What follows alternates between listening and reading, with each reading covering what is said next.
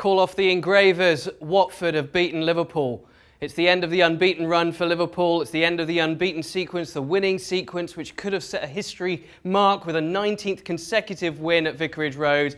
3-0, the side second from bottom beat the champions-elect. What a performance from Watford, Craig. We have to start there. Yeah, first and foremost, great performance from Watford. You can see the league table. City will have a game in hand. It can go back to 19 points.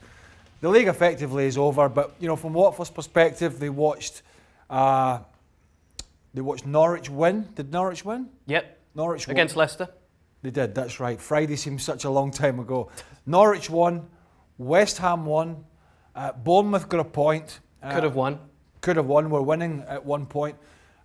So things became even bigger for Watford, if that can be such, when you're in a relegation battle.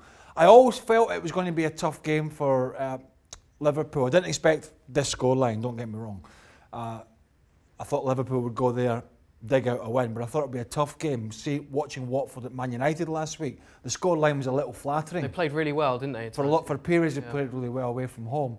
However, nobody saw this coming now. And all the people that made all these graphics for all this, they're just throwing them out. Unbeaten runs, gone. Most wit, gone. Everything gone. So it's a little bit of a shame from that perspective, but I've never been one to sit in the studio and eulogise about this kind of thing. It's about the end result. It's about the end product. It's about the end line, which is winning the title, winning the Champions League, possibly winning the FA Cup. That, for me, is what it's about. More than... And I know people still go on about the Invincibles at Arsenal, and it is a great feat, but I think it's more about the trophies at the end of the season. The team changed a bit for Liverpool today. No Jordan Henderson, of course. Yeah. Oxlade-Chamberlain came in and started the game, and at the back, Dyer and Lovren had a bit of a nightmare, but everyone had a nightmare at the back. Van Dijk had a terrible game. I don't think we can look at Lovren and say, well, it's because Dejan and Lovren come in, or whatever, because Jordan Henderson's out. Jordan Henderson is one of the most underrated players for me. The transformation in that boy's career over the last 5 years has been incredible. So he is a miss for them, but that being said, they were just poor. They were poor, they were making mistakes, they were passing the ball out for throw-ins when it was a simple pass. Van Dijk get caught square, Trent Alexander-Arnold making mistakes, the final ball into the box wasn't great, the supply into that front three wasn't great. But I'm not going to say... I think it's been coming is maybe the wrong thing to look at it, but I think if you look at recent performances, Norwich away 1-0, not entirely convincing. Not invigorating. Atletico Madrid away in the Champions League, poor. West Ham at home last week, could easily have lost that game against a team fighting for their life, and today probably the worst of the lot.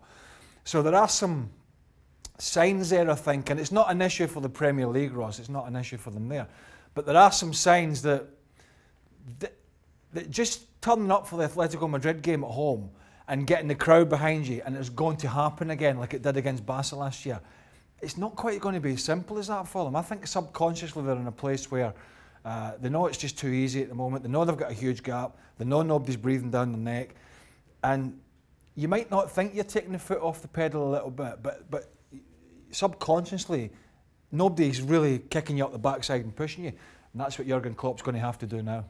I guess it's sort of everyone's talked about the momentum and the mentality that they've had all season, and that's what's carried them through a certain number of games, and some performances where people have said, oh, it doesn't matter how well or badly they played, they're so strong mentally, they're going to get the result, which they've shown they have been getting, not just a result, a win.